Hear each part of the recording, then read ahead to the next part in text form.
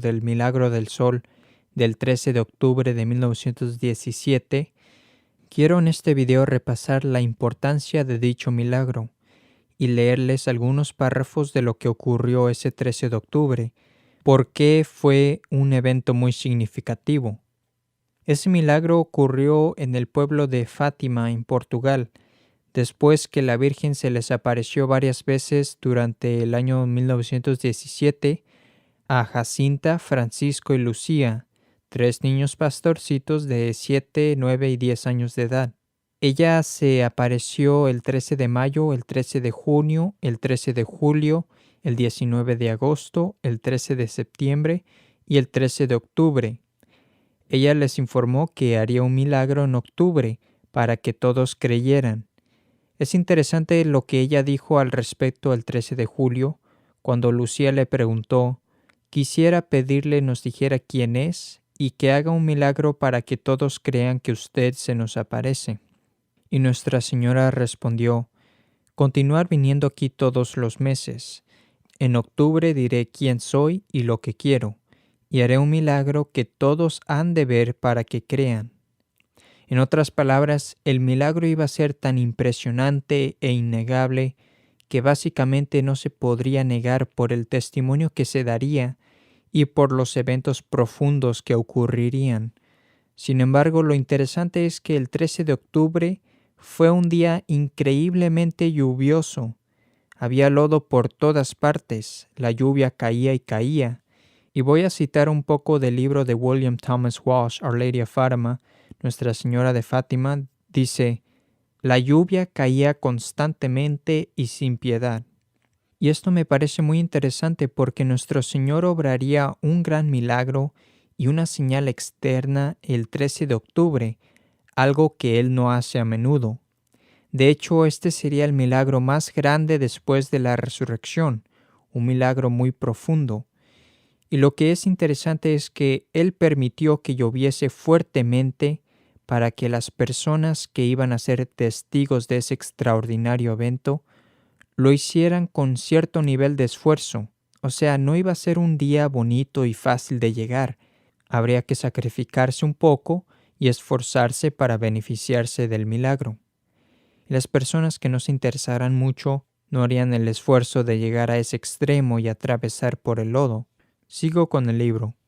Dice: «Las familias campesinas colgaban sus cestas de mimbre y botijas de agua sobre sus hombros, o las colgaban en grandes maletas sobre las espaldas de burros, y así comenzaron bajo el cielo lluvioso.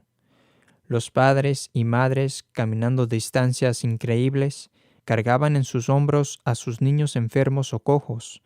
Los pescadores dejaron las redes y los barcos en las playas, y tomaron las carreteras de cienos. Jornaleros, marineros, trabajadores de fábrica, damas y caballeros, criadas, camareros, jóvenes y viejos, ricos y pobres, toda clase de personas, caminaban pesadamente por el lodo, bajo la lluvia torrencial de la noche, como un gran ejército disperso que convergía en Fátima. Hubo de hecho entre 70,000 a 100,000 personas con la esperanza de encontrar allí algún favor de salud o conversión, el perdón de los pecados, el consuelo por el dolor, el comienzo de una vida mejor, la bendición de la Madre de Dios. No había nada que diferenciara a estos devotos salvo los pantalones o las faldas saturadas que se pegaban alrededor de sus piernas cansadas, mientras que sus pies descalzos abrían paso entre el lodo o salpicando los charcos de las carreteras en mal estado. La risa se escuchaba entre los grupos de varias familias que caminaban juntas. Fragmentos de antiguos cantos hacían eco en los montes húmedos. Y había periodistas laicos atentos para informar sobre el evento. Lo más interesante fue el editor del periódico secular o Século, que de hecho era masón. Pero él hizo un relato increíblemente imparcial y valioso de lo que ocurrió el 13 de octubre. Muchos de los periódicos seculares que informaron acerca del evento estaban allí, por supuesto, para informar cuando ellos creían nada iba a ocurrir. Él relató cómo fue cuando él vio todas las personas reunidas allí y dijo: Casi todos, hombres y mujeres, tienen los pies descalzos. Las mujeres llevan su calzado en bolsas sobre sus cabezas, los hombres apoyándose en bastones grandes y también agarrando cuidadosamente sus paraguas. Se podría decir que todos estaban ajenos a lo que estaba pasando alrededor de ellos, con una gran falta de interés en el viaje y en los otros viajeros, como perdidos en un sueño, recitando el rosario en un canto rítmico triste. Una mujer dice la primera parte del Ave María, sus compañeros en coro dicen la segunda parte de la oración. Con pasos seguros y rítmicos pisaban el polvo del camino que se extiende entre los pinares y los olivares, para que puedan llegar antes de la noche al lugar de la aparición, donde, bajo la luz serena y fría de las estrellas, esperaban poder dormir, manteniendo los primeros lugares cerca de la encina bendita, que es el árbol donde Nuestra Señora se estaba apareciendo, para que hoy ellos puedan ver mejor. Y luego pasa a describir con más detalle. Y comentando sobre esto, William Thomas Walsh dice: si bien este autor de estas observaciones pesimistas se dirigía a Orem, las familias Abóbora y Marto, o sea, que eran las familias de Jacinta y Francisco y Lucía, que a este momento se estaban despertando, y el pueblo se reunía alrededor de sus casas básicamente para molestarlos. Ellos los querían conocer y saludarlos y acompañarlos al lugar de las apariciones. Y me parece muy interesante lo que pasó aquí. Dice: pronto había decenas y decenas de ellos, y no solo rodeaban las dos casas de campo, pidiendo a gritos ver a los niños, sino que sin consideración entraron a fuerzas sin esperar ser invitados.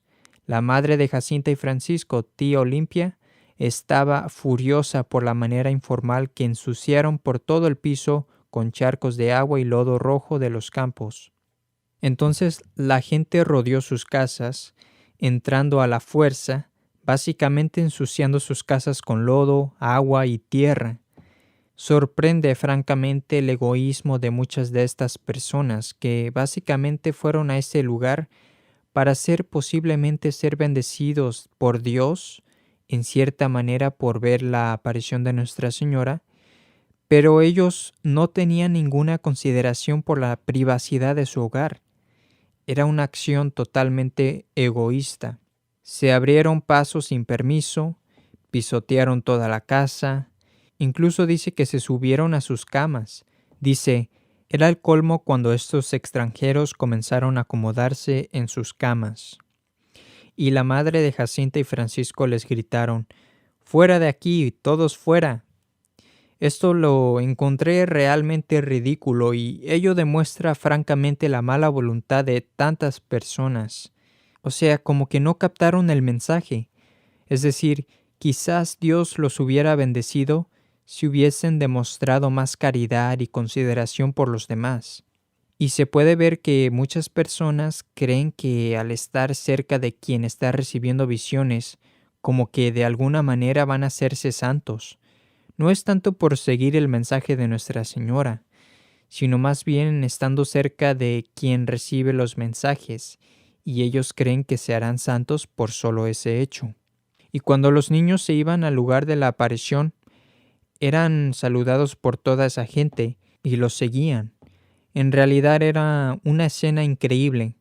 Ellos temían por sus vidas por todo este alboroto. Y Jacinta dijo: si nos lastiman, nos iremos al cielo, pero aquellos que nos lastimen, pobres personas, se irán al infierno. Y William Thomas Walsh describe el viaje al lugar de las apariciones. Dice: fue un viaje largo y lento. La carretera estaba toda llena desde Fátima hasta Cova de Iría. Hombres y mujeres se arrodillaron en el lodo espeso en ambos lados, pidiendo sus oraciones. Las manos se acercaban para tocarlos, o sea, los niños. Esto lo encontré fascinante porque, si bien muchas de estas personas estaban demostrando un interés vivo y bueno en querer ver la aparición de Nuestra Señora, etc., es extraordinario el esfuerzo y la devoción que muestran hacia otras personas que solo han visto a Nuestra Señora cuando nuestro Señor está presente en los tabernáculos en todo el mundo y ellos no muestran ni siquiera ese tipo de devoción. Así que parece que mucha gente no atinó con el punto clave. Continuando con el libro. Burros mojados amontonados entre la gente, los paraguas amenazaban picarle sus ojos, pero qué espectáculo cuando al fin llegaron cerca del lugar de las apariciones. Un total de 70,000 hombres, mujeres y niños, personas de todas edades y condiciones, estaban de pie pacientemente bajo la lluvia, esperando a los niños. Una muchedumbre bajo innumerables paraguas negros, sombreros chorreando y mantas empapadas. Estaban tan amontonados entre la carretera y la encina que los niños lograron pasar solo con la ayuda de un chofer, que tomó a Jacinta y la montó en su hombro, gritando: «Abrí paso a los niños que vieron a la Virgen». Y luego dice: «La muchedumbre se movía y se balanceaba de allá para acá, amontonados juntos para calentarse, porque obviamente hacía frío por la lluvia, mirando hacia el cielo. Voces repetían el rosario en diversas cadencias rítmicas. Un sacerdote que había estado rezando toda la noche bajo la lluvia y lodo estaba leyendo el breviario y de vez en cuando con sus dedos miraba nerviosamente su reloj. Luego se volvió hacia los niños y les preguntó a qué hora la Virgen iba a llegar. «Al mediodía», respondió Lucía. Echó un vistazo a su reloj y dijo con desaprobación: «Ya es mediodía. Nuestra Señora no es una mentirosa. Ya lo veremos». Casi todas las personas ahora estaban rezando el rosario. «Bajen los paraguas», gritó Lucía. Ella no sabía por qué. Pero todos ellos bajaron sus paraguas. Estaban todos pacientemente bajo la lluvia. Unos minutos más pasaron. El sacerdote miró su reloj de nuevo. «Ya se pasó el mediodía», dijo con una triste finalidad. «Fuera con todo esto. Es todo una ilusión». Entonces este sacerdote estaba muy molesto porque parecía que el milagro no ocurría y básicamente denunció a los niños allí mismo. Incluso dice que comenzó a empujar a los niños con sus manos, pero eso fue dicho por solo una persona.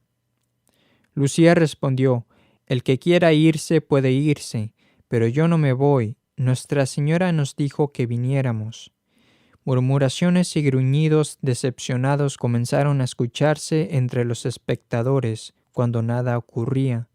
Entonces de repente Lucía miró hacia el oriente y gritó: «Jacinta, híncate, que ya veo ahora a Nuestra Señora allí. Puedo ver el relámpago». La madre de Lucía, María Rosa, hasta este momento le gritó: «Cuidado, hija, no te dejes engañar». Es algo interesante el hecho que ella siempre se opuso a lo que su hija le decía acerca de las apariciones de Nuestra Señora en Fátima. Bueno, y luego dice: Lucía no escuchó la advertencia. Los más cercanos a ella notaron que su rostro se había vuelto rojo y transparentemente hermoso. Ella ahora miraba con entusiasmo a la señora misma y empezó a hablarle. «¿Qué quiere vuestra merced de mí?», dijo Lucía, y Nuestra Señora respondió: «Quiero decirte que hagan aquí una capilla en mi honor, que soy la Señora del Rosario, que continúes rezando el rosario todos los días. La guerra va a terminar y los militares volverán en breve a sus casas». Quería pedirle muchas cosas, si curaba a unos enfermos y convertía a unos pecadores. Algunos sí, a otros no. Es preciso que se enmienden, que pidan perdón por sus pecados. Y tomando un aspecto más triste, Nuestra Señora agregó: «No ofendan más a Dios nuestro Señor, que ya está muy ofendido.